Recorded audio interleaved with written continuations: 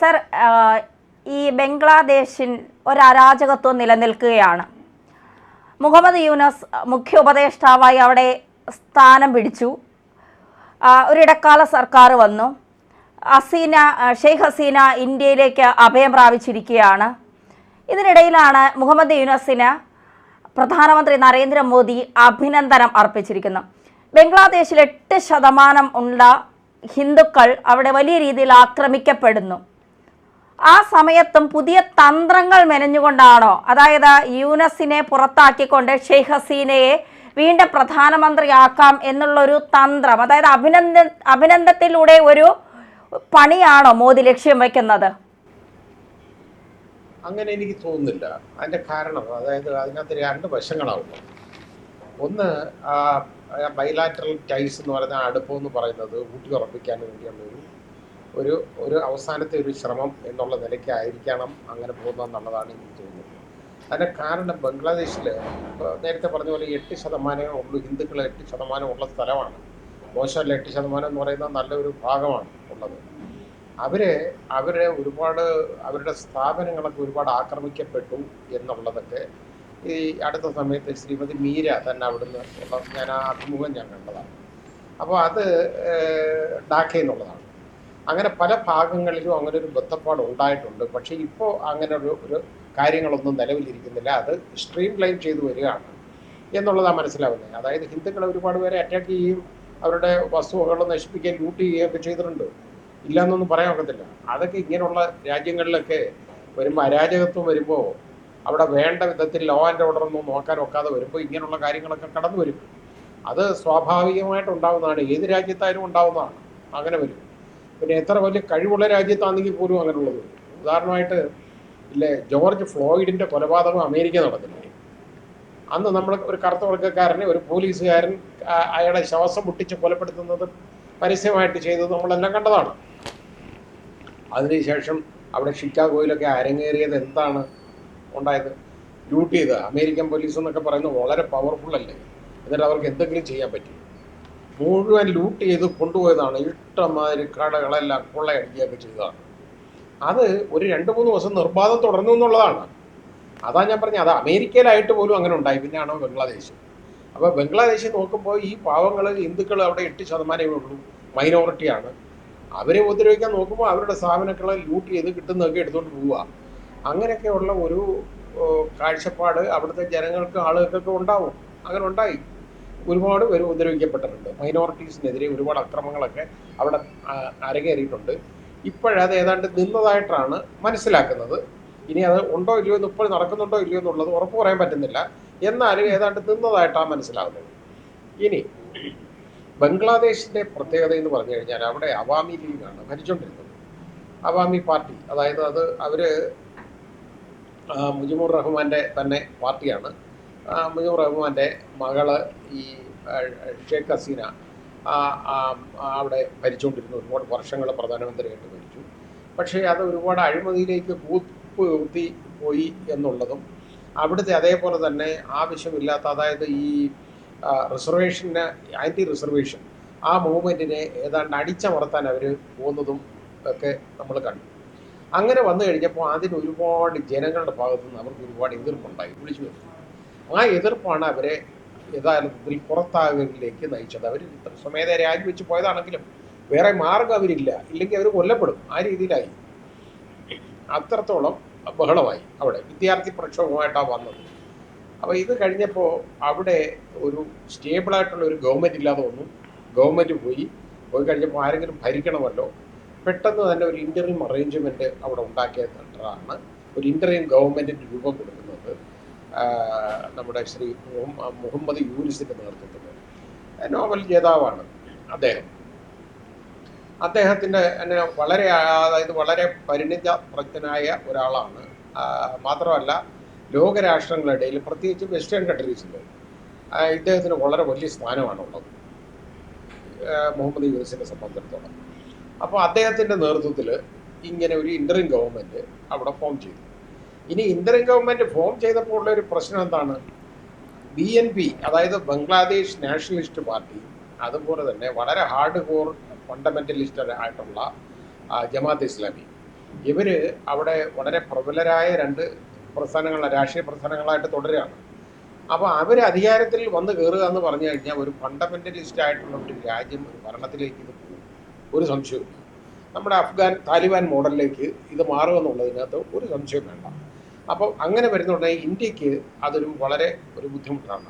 ഞാൻ നേരത്തെ പറഞ്ഞതുപോലെ ചുറ്റുപാട് ശത്രുക്കളാവില്ല. ആകെപ്പാടെ ഉണ്ടായിരുന്നത് ബംഗ്ലാദേശാണ് അടുപ്പം ഉണ്ടായിരുന്നത്. ആ ബംഗ്ലാദേശിനെ പോലും വെറുപ്പിക്കാനുള്ള പണി നമ്മൾ ഈ CAA അമെൻമെൻറ്റിലൂടെയൊക്കെ ചെയ്തു വെച്ചു. അതൊക്കെ പോയിക്കോട്ടെ, അതിന് ഞാൻ പറയുന്നില്ല. അപ്പോൾ അത് ഒക്കെ വന്നു കഴിഞ്ഞിട്ട് ആയാലും പോലും ഷേഖ് ഹസീനയുമായിട്ടൊരു നല്ല ബന്ധം കാത്തു സൂക്ഷിക്കാൻ നമ്മുടെ ഇന്ത്യൻ ഭരണാധികാരികൾക്ക് കഴിഞ്ഞു, ഇന്ത്യ ഗവൺമെൻറ്റിന് കഴിഞ്ഞിട്ടുണ്ട്. ശ്രീ നരേന്ദ്രമോദി നല്ലൊരു ആരോഗ്യകരമായ ബന്ധമാണ് അവരുമായിട്ടുണ്ടായിരുന്നത്. അങ്ങനെ ഒരു നല്ലൊരു ബൈലാറ്ററൽ ടൈസ് നമ്മൾ തമ്മിലുള്ള വ്യാപാരം ട്രേഡിൻ്റെ മേഖലയിലൊക്കെ ആയാലും ട്രേഡിലൊക്കെ ആയാലും വളരെ ഹെൽത്തി ആയിട്ടുള്ള ഒരു റിലേഷൻഷിപ്പ് ബംഗ്ലാദേശുമായിട്ട് ഉണ്ടായിരുന്നു. പക്ഷേ ഇപ്പോൾ ഷേഖ് ഹസീന പുറത്തായത് മാത്രമല്ല, അവരെ അഭയം പ്രാപിച്ചേക്കുന്നത് ഇപ്പോൾ ഇന്ത്യയിലാണ്. അവർക്ക് യഥാർത്ഥത്തിൽ UK പെർമിറ്റ് ചെയ്തില്ല, അവിടെ അഭയം കൊടുത്തില്ല. അവരുടെ US പാസ്പോർട്ട് യഥാർത്ഥത്തിൽ അത് ക്യാൻസൽ ചെയ്തു അമേരിക്ക എന്നുള്ളതാണ് മനസ്സിലാകുന്നത്. ആ പാസ്പോർട്ട് മാറ്റി. അപ്പോൾ US വിസ, പാസ്പോർട്ടല്ല US വിസ അവർക്കില്ലാതായി. അപ്പോൾ US വിസയും ഇല്ലാതായി. ഇതും ആയിക്കഴിഞ്ഞാൽ അവർക്ക് വേറെ എങ്ങോട്ടും പോകാൻ മാർഗ്ഗമില്ല. അപ്പോഴവർ ഇന്ത്യയിൽ അഭയം പ്രാപിച്ചേക്കുക. അപ്പോൾ ഇത്രയും നാളുള്ള ബന്ധം കൊണ്ട് ഇന്ത്യക്ക് അത് ഒക്കത്തില്ല എന്ന് പറയാനും പറ്റത്തില്ല. അതാണ് കാര്യം. അവാമി ലീഗുമായിട്ട് ആ രാഷ്ട്രീയ പ്രസ്ഥാനമായിട്ടുണ്ടായിരുന്ന അടുപ്പവും ഇവരുമായിട്ടുള്ള അടുപ്പം കൊണ്ട് നോ എന്ന് പറയാൻ പറ്റില്ല. അങ്ങനെ ഒരു കാര്യം. ഇത് ബാക്കിയുള്ള ബംഗ്ലാദേശികളെ ചൊടിപ്പിക്കും. അങ്ങനെ ഒരു പ്രശ്നമുണ്ട്. കാരണം അവരതൊരു പ്രചരണ ആയുധമാക്കും. BNPയും അതുപോലെ തന്നെ ജമാഅത്ത് ഇസ്ലാമിയൊക്കെ ബംഗ്ലാദേശിൽ ഇതൊരായുധമായിട്ട് എടുക്കാം. അപ്പോൾ ഇവർ ഈ മുഹമ്മദ് യൂനിസ് അധികാരമേറ്റപ്പോൾ പറഞ്ഞേക്കുന്നത് എന്താണെന്നറിയോ? മുഹമ്മദ് യൂനിസിൻ്റെ ഭരണത്തിൽ 3 മാസത്തിനകം തെരഞ്ഞെടുപ്പ് നടത്തണമെന്നാണ് BNPയും ജമാഅത്ത് ഇസ്ലാമിയും പറഞ്ഞേക്കുന്നത്. ഇതിന് വഴങ്ങണ്ടായിട്ട് വന്നു കഴിഞ്ഞാൽ അപ്പോൾ അതിന് മുഹമ്മദ് യൂനിസ് ചോദിച്ചേക്കുന്നത് യഥാർത്ഥത്തിൽ 3 വർഷമാണ്. ഒന്ന് സ്റ്റെബിലൈസ് ചെയ്തതിന് ശേഷം അവിടുത്തെ ലോ ആൻഡ് ഓർഡറൊക്കെ ശരിയാക്കിയതിന് ശേഷം ഇലക്ഷൻ നടത്താം. യഥാർത്ഥത്തിൽ മെച്ചുവേർഡായിട്ടുള്ള ഒരു തീരുമാനം അതാണ്. പക്ഷെ മെച്ചുവേർഡായിട്ടുള്ള തീരുമാനം അതാണെങ്കിൽ പോലും അത് ഈ ചിലപ്പോൾ BNPയും അതുപോലെ തന്നെ ജമാഅത്ത് ഇസ്ലാമിയും ഒന്നും അംഗീകരിക്കണമെന്നില്ല. അങ്ങനെ വന്നു കഴിഞ്ഞാൽ വീണ്ടും ഉള്ള പ്രശ്നം എന്ന് പറഞ്ഞു കഴിഞ്ഞാൽ അവിടെ വീണ്ടും അരാജകത്വത്തിലേക്കും വഴക്കിലേക്കും പോകും. മുഹമ്മദ് യൂനിസിൻ്റെ ഗവൺമെൻറ്റുമായിട്ട് ഒരു വലിയ വഴക്കിലേക്ക് പോകാനുള്ള ഒരു സാധ്യത അവിടെ കാണാം നമുക്ക്. കാരണം BNPയും ജമാഅത്ത് ഇസ്ലാമിയും അവർക്ക് പെട്ടെന്ന് ഇലക്ഷൻ വേണം.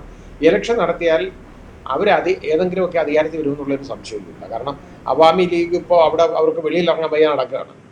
അങ്ങനെ വരുന്ന ഉടനെ ഇങ്ങനൊരു പ്രശ്നം അവിടെ ഉണ്ടാകാം. അപ്പോൾ അത് നോക്കണം, ശ്രദ്ധിക്കേണ്ട ഒരു കാര്യമാണ്. അതുകൊണ്ടായിരിക്കും ശ്രീ നരേന്ദ്രമോദി ഇത് മുന്നിൽ കണ്ടുകൊണ്ടാണ് മുഹമ്മദ് യൂനിസിനെ അഭിനന്ദിക്കാനായിട്ട് ഈ അവസരം ഉപയോഗിച്ചത്.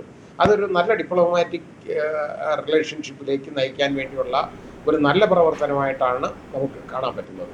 ബുദ്ധിപൂർവമായ ഒരു പ്രവർത്തനമാണ് ശ്രീ നരേന്ദ്രമോദിയുടെ ഭാഗത്തു നിന്നുണ്ടായത്. അദ്ദേഹത്തിന് ബെസ്റ്റ് വിഷസ് നേർന്നു എന്നുള്ളതാണ്. അത് നല്ലൊരു കാര്യമാണ്. കാരണം അതിന് മുമ്പ് ആണെന്നുണ്ടെങ്കിൽ യഥാർത്ഥത്തിൽ മുഹമ്മദ് യൂനിസ് ഇന്ത്യയെ ക്രിട്ടിസൈസ് ചെയ്തുകൊണ്ടിരുന്ന ആളാണ്. കാരണം അവിടെ പാകിസ്ഥാനിൽ ബംഗ്ലാദേശിൽ ഈ ആൻറ്റി റിസർവേഷൻ മൂവ്മെൻറ്റിനെ അടിച്ചമർത്തിക്കൊണ്ടിരുന്നപ്പോൾ അതിൽ ഇന്ത്യ ഇടപെടുന്നില്ല എന്നുള്ളൊരാക്ഷേപം ഈ ശ്രീ മുഹമ്മദ് യൂനിസിനുണ്ടായിരുന്നു. അതാണ് നമ്മൾ നോക്കി കാണണ്ടേ. അപ്പോൾ അങ്ങനെ ഉണ്ടായിരുന്നപ്പോൾ ഇന്ത്യ അതിന് പറഞ്ഞ മറുപടി എന്ന് പറയുന്നത് അതായത് അവരുടെ ഇൻറ്റേർണൽ അഫയേഴ്സ് ആണ്. അത് ബംഗ്ലാദേശിൻ്റെ സത്യത്തെയാണ്, ഒരു രാജ്യത്തിൻ്റെ ഇൻറ്റേർണൽ അഫയേഴ്സാണ്. അതിൽ കയറി ഇടപെടാൻ പറ്റത്തില്ല, അവിടെ നടക്കുന്ന കാര്യങ്ങളെല്ലാം കയറി ഇടപെടാൻ പറ്റുന്നില്ല എന്ന് പറഞ്ഞപ്പോൾ അതിനെ ശ്രീ മുഹമ്മദ് യൂനിസ് ക്രിട്ടിസൈസ് ചെയ്തത് തൊട്ടടുത്ത സഹോദരൻ്റെ വീട്ടിൽ ഒരു തീ പിടിച്ചു കഴിഞ്ഞാൽ അത് ഇൻറ്റേർണൽ അഫയേഴ്സാണ് എന്ന് പറഞ്ഞ് നിങ്ങൾ നോക്കിയിരിക്കും എന്നാ ചോദിച്ചേ. അതിലിടപെടത്തില്ലേ? അങ്ങനെ അതിലിടപെടേണ്ടിയിരുന്നു എന്നുള്ള ഒരു കാഴ്ചപ്പാടാണ് അദ്ദേഹത്തിന് ഉണ്ടായിരുന്നത്. പക്ഷേ അത് യഥാർത്ഥത്തിൽ അതിലും ഇന്ത്യയുടെ സ്റ്റാൻഡിന് തെറ്റു പറയാൻ ഒക്കത്തില്ല. കാരണം ഒരു രാജ്യത്തിൻ്റെ പരമാധികാരത്തിൽ കൈയടത്താനൊന്നും നമുക്ക് മറ്റൊരു രാജ്യത്തിന് അവകാശമില്ല, അധികാരമില്ല. അങ്ങനെ കൈയടക്കുന്നതൊക്കെ അമേരിക്കയ്ക്കൊക്കെ ചെയ്യാൻ പറ്റുള്ളൂ, ഇന്ത്യക്കൊന്നും അത് ചെയ്യാൻ പറ്റത്തില്ല. കാരണം ഇന്ത്യ ആ രീതിയിലുള്ള ഒരു രാജ്യമാണ്. നമ്മൾ ആ രീതിയിലാണ് മുമ്പോട്ട് പോയിക്കൊണ്ടിരിക്കുന്നത്. ചേരിചേരാ നയമൊക്കെ നിലവിലിരിക്കുന്ന ഭാഗമാണ്. അപ്പോൾ ഇവിടെ നമ്മൾ കാണേണ്ടതെന്ന് പറഞ്ഞു കഴിഞ്ഞാൽ അവിടെ ബംഗ്ലാദേശിലെ ഒരു യഥാർത്ഥ ശ്രീ മുഹമ്മദ് യൂനുസിൻ്റെ നേതൃത്വത്തിലുള്ള ഒരു ഗവൺമെൻറ് ആണെന്നുണ്ടെങ്കിൽ അതിന് ഒരു ആരോഗ്യകരമായ ഒരു റിലേഷൻഷിപ്പ് നമുക്ക് തുടരാൻ പറ്റും. പക്ഷേ ഇതിനെ ഈ പാകിസ്ഥാനും ചൈനയും ഒക്കെ അമേരിക്കയൊക്കെ ഇതിനെ സഹിക്കുമോ എന്നുള്ള ഒരു സംശയമുണ്ട്. കാരണം അതിനെങ്ങേത് വിധത്തിൽ ഇതിനെ മറിച്ചിടാനായിട്ടുള്ള ഒരു ശ്രമം അവിടെ നടത്തും. അതിൻ്റെ ഭാഗമായിട്ടാണ് യഥാർത്ഥത്തിൽ BNPയും അതുപോലെ ജമാഅത്ത് ഇസ്ലാമിയും 3 മാസത്തിനകം തെരഞ്ഞെടുപ്പ് നടത്തണമെന്ന് ആവശ്യപ്പെടുന്നത്. നേരെ മറിച്ച് മുഹമ്മദ് യൂനുസ് ആവശ്യപ്പെടുന്നത് 3 വർഷമാണ്. അതാണ് യഥാർത്ഥം മെച്യൂർഡായിട്ടുള്ള പക്വതയുള്ള ഒരു തീരുമാനമാണ് അദ്ദേഹം പറഞ്ഞത്. ആ രാജ്യത്ത് ഇപ്പോൾ ഒരു ഇലക്ഷൻ 3 മാസത്തിനകത്ത് ഒരു ഇലക്ഷൻ നടത്തിയാൽ ഒരിക്കലും നീതിപൂർവമായ ഒരു തെരഞ്ഞെടുപ്പ് അവിടെ നടത്താൻ പറ്റത്തില്ല. അത് ഉൾക്കൊണ്ടുകൊണ്ടാണ് അദ്ദേഹം അത് പറഞ്ഞത്. അതിനോടൊപ്പം നിൽക്കുമ്പോൾ ഇനിയുള്ള പ്രശ്നമെന്ന് പറഞ്ഞാൽ അദ്ദേഹത്തിൻ്റെ ഗവൺമെൻറ്റിനെതിരെ എവർ തിരിയുമോ എന്നുള്ളത് മാത്രമാണ് നമ്മൾ നോക്കേണ്ടത്. അതായത് BNPയും ജമാഅത്ത് ഇസ്ലാമിയും തിരിയുകയാണെങ്കിൽ അത് പ്രശ്നം. പക്ഷേ അതിനെയൊക്കെ അമർച്ച ചെയ്യാനായിട്ട് അങ്ങനെയുള്ള അനാവശ്യ പ്രക്ഷോഭമാണ്, അതിനെ അമർച്ച ചെയ്യാനായിട്ട് ഈ ഗവൺമെൻറ് കഴിവുണ്ടാകും. അതിന് വേണ്ട സഹായങ്ങൾ യഥാർത്ഥത്തിൽ ഇന്ത്യ കൊടുക്കേണ്ടതായിട്ട് വന്നേക്കാം. കാരണം ഇല്ലെങ്കിൽ ഒരു വലിയ കോർ ഫണ്ടമെൻ്റലിസ്റ്റുകളാണ് കടന്നു വരാൻ പോകുന്നത്. അത് ഇന്ത്യക്ക് എന്നും ഉപദ്രവമായി. ഓക്കെ സാർ, വളരെ നന്ദി സാർ. കൂടുതൽ വാർത്തകളും വിശേഷങ്ങളും നിങ്ങളിലേക്ക് എത്താൻ ABC മലയാളം സബ്സ്ക്രൈബ് ചെയ്യുക, ബെൽ ബട്ടണും അമർത്തുക.